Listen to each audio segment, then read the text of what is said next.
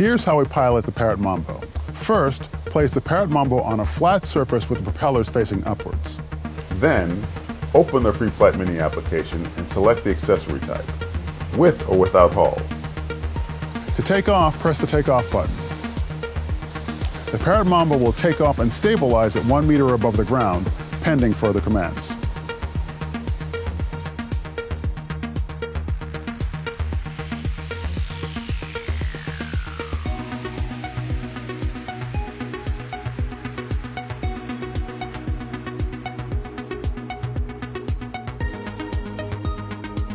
To land, press the landing button.